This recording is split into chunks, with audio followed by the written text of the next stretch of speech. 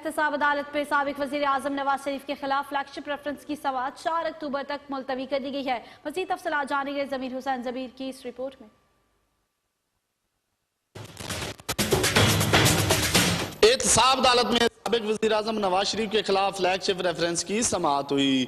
एहतसाब अदालत नंबर 2 के जज मलिक मोहम्मद अरशद ने केस की समाअत की। मियां नवाज शरीफ आज अदालत पेश ना हुए, जबकि उनके वकील ख्वाजा हारिस भी तबीयत की नसाजी की वजह से पेश ना हो सके।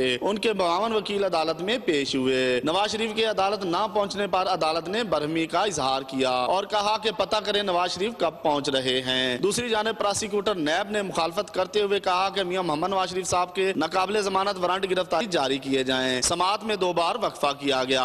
उनके मुआवन वकील ने बताया कि नवाज शरीफ साहब से राब्ता नहीं हो पा रहा। अदालत में नवाज शरीफ की हाजिरी से इस्तिस्ना की दरखास्त भी दायर की गई। एहतसाब अदालत के जज ने नवाज शरीफ की इस्तिस्ना की दरखास्त मंजूर करते हुए उनको फ्लैगशिप रेफरेंस में इस्तिस्ना दे दिया। 4 अक्टूबर को समाअत मजीद आगे बढ़ेगी। एहतसाब अदालत में आज फ्लैगशिप रेफरेंस की समाअत हुई, जो कि 4 अक्टूबर तक के लिए मुलतवी कर दी गई। कैमरामैन शुमाइल शाहिद के साथ ज़मीर हुसैन ज़मीर, चैनल 5 इस्लामाबाद।